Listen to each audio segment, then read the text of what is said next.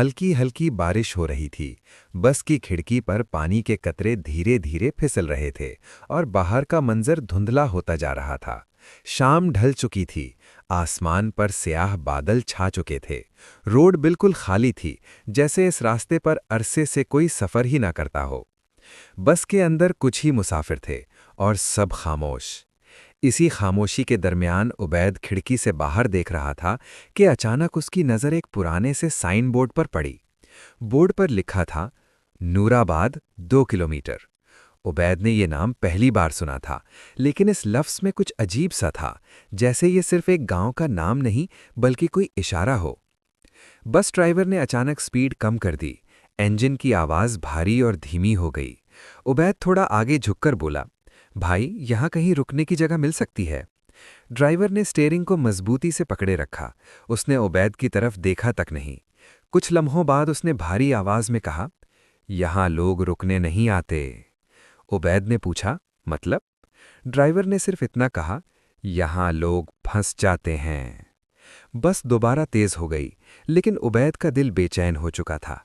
किसी वजह के बगैर ही उसे लगा जैसे उसे इसी जगह उतरना चाहिए। अगला ही लम्हा था कि उबैद ने बैल बजाई और बस रुक गई। बस के दरवाजे बंद हुए और वो बस धीरे धीरे अंधेरे में गुम हो गई। अब उबैद अकेला था। बारिश, खाली रोड और दूर कहीं दिखते पुराने मकान। नूराबाद ज़ाहिरी तौर पर एक आम सा गांव लग रहा था। कच्ची सड़क, मिट्टी के घर, पुरानी दीवारें। मगर एक चीज़ बहुत अजीब थी। इतनी शाम हो चुकी थी, लेकिन ना कोई बच्चा खेल रहा था, ना कोई जानवर, ना किसी घर से आवाज़, सिर्फ खामोशी। उबैद ने कदम बढ़ाए। उसके जूतों की आवाज़ उस खामोशी में बहुत तेज़ लग रही थी। थोड़ी दूर चलकर उसे एक छोटी सी दुकान नजर आई।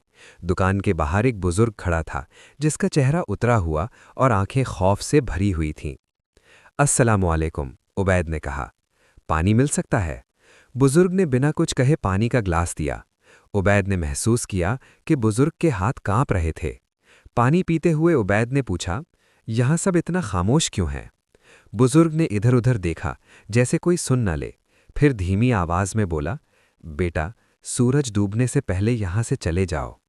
उबैद हैरान हुआ, लेकिन क्यों? बुजुर्ग जवाब देने ही वाला था कि अचानक मस्जिद से मगरिब की आज़ान गूंज उठी। और उसी लम्हे जैसे पूरा गांव बदल गया। एक के बाद एक दरवाजे बंद होने लगे।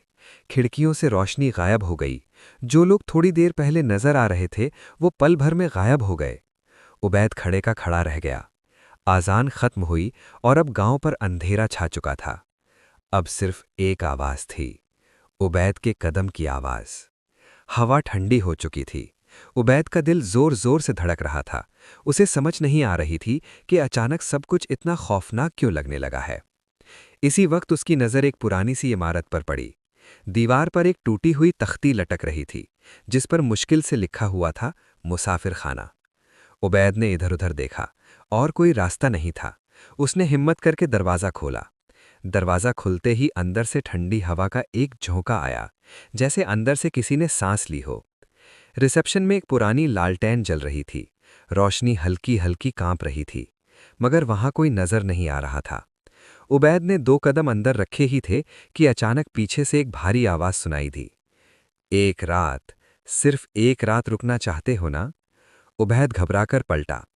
आवाज दोबारा आई, बस याद रखना, रात को कमरा नंबर 7 के करीब मत जाना। लालटेन की रोशनी लरज उठी और उबैद के दिल में एक बात बिल्कुल वाज़ेह हो गई, ये गांव जिंदा नहीं, ये गांव जाग रहा है। पार्ट 1 यहीं खत्म होता है। अगर आपको ये वीडियो पसंद आई तो वीडियो को लाइक करें और सीक्रेट फाइल्स ऑफिशियल के यूट्यूब चैनल को सब्सक्राइब करें।